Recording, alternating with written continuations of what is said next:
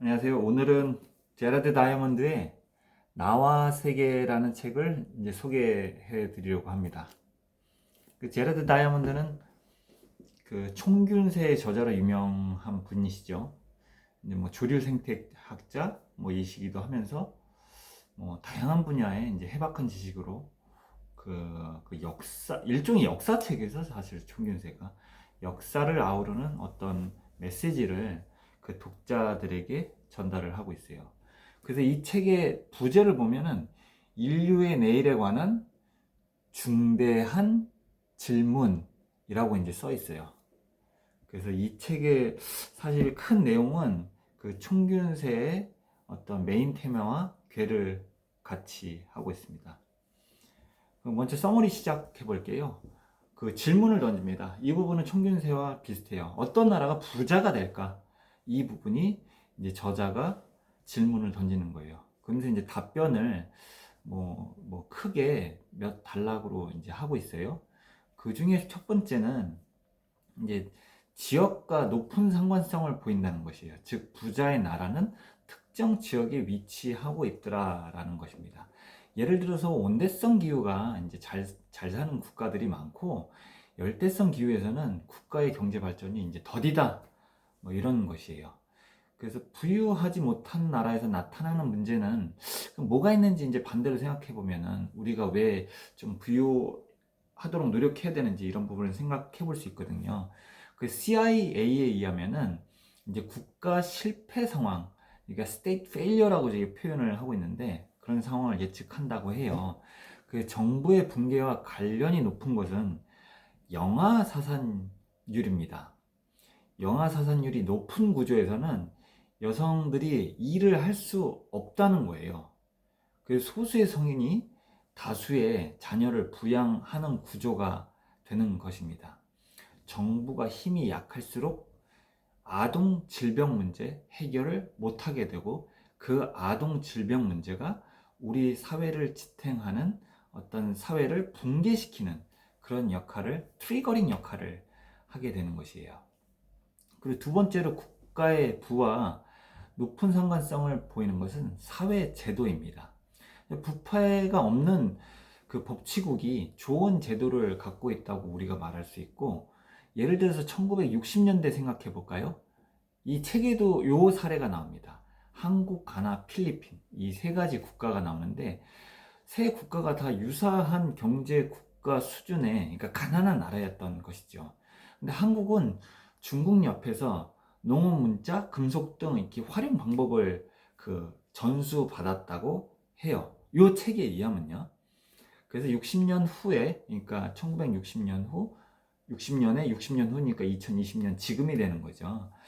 거의 한국은 세계 제1 경제 수준이 되었다라고 제러드 다이아몬드는 표현을 하고 있습니다. 근데 한국과 가장 그 비교가 되는 국가가 하나 있죠. 바로 이제 노스 코리아입니다. 북한이죠. 사실 비슷한 제도를 중국으로부터 도입을 했을 것인데 이를 활용하지 못한 아주 대표적인 사례라고 할 수 있죠.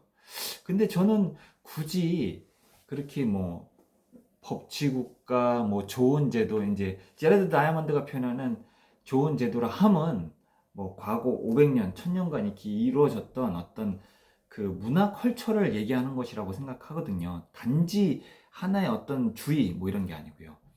근데 저는 최근에 우리 역사 70년을 반추해 보면은 너무나 심플한 것 같아요, 사실. 그 한국과 북한이 있다 그러면은 한국의 어떤 경제 모델 이런 부분이 좀 더 성공적이었던 거 아닌가. 그래서 예를 들어서 사회주의 모델, 사실 북한은 사회주의라고 하기도 어렵죠. 이제 공산주의 모델, 그 다음에 독재 형태가 어떤 경제에 악영향을 미친 게 아닌가 싶기도 합니다. 그러면 이제 중국은 이 부분에서 어떻게 보아야 할까요? 지금 경제 패권이, 세계 패권이 예를 들어서 미국 헤게모니로 이루어지다가 이제 중국과 미국으로 양분화되는 그런 기조도 보이고 있잖아요. 그 저자는 아시아 전역에 중국의 역할이 중요했다라고 이제 표현을 이제 강조를 하고 있어요.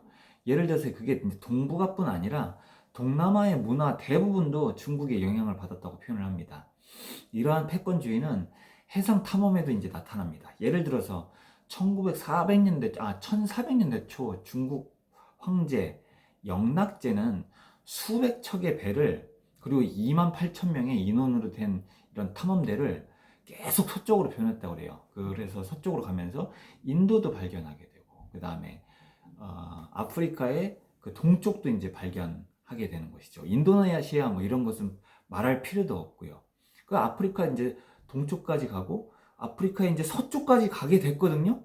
그러면 거의 이제 유럽 대륙을 거의 다 가게 됐잖아요. 근데 그 즈음에 중국 내부에서도 이제 말이 나오게 됩니다. 8차 원전까지 이제 시행했을 때거든요.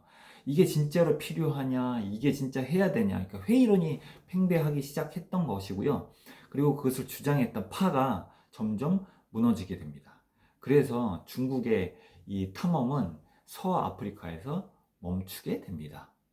만약에 지속됐다면은 이 중국의 어떤 문화가 그 서유럽과 그리고 유럽과 이 충돌했을 때 어떤 양상을 나타냈을지 상당히 의아한 부분이기도 합니다.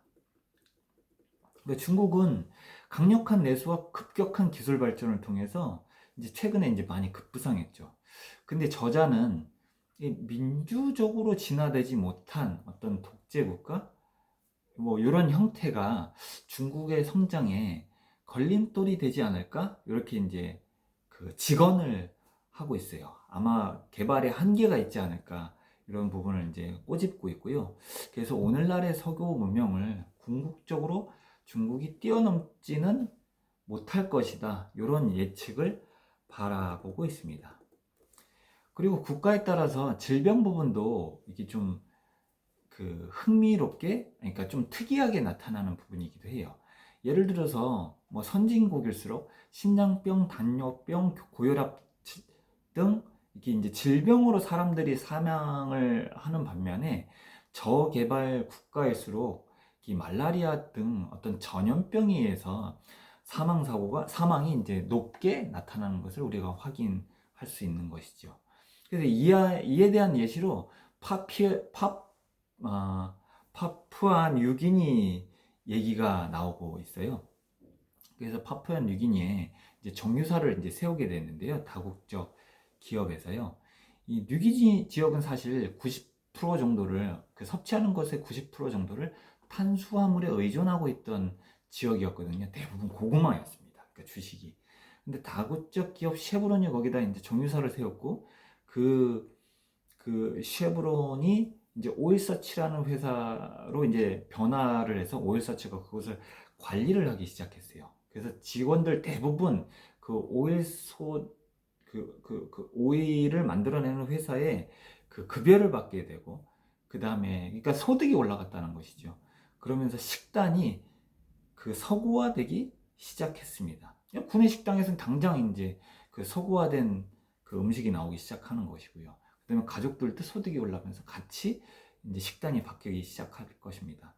그러자 이제 서구형 질병이 나타나기 시작됐던 거죠. 그래서 이 책은 이렇게 특히 저는 이런 그 질병 부분이 이렇게 흥미롭게 그 와닿았었어요. 오늘날의 그 짠 음식에 대해서 섭취하는 부분이라든지 이런 부분이 흥미롭게 그 표현이 되어 있습니다. 그래서 이러한 질문들의 이제 마지막 종착역이 이제 불평등이에요. 그래서 저자는 선진국들이 저개발 국가들을 위한 이제 프로그램 등을 늘리고 이제 개발 국가 내부적으로는 사회 개혁 프로그램을 해야 된다. 그러니까 동시에 뭐 원조도 받고 그다음에 사회 개혁도 해야 된다. 이런 부분을 강조를 하고 있습니다. 이 책은 좀 저자 강연을 보는 듯한 그런 느낌이 많이 들고요.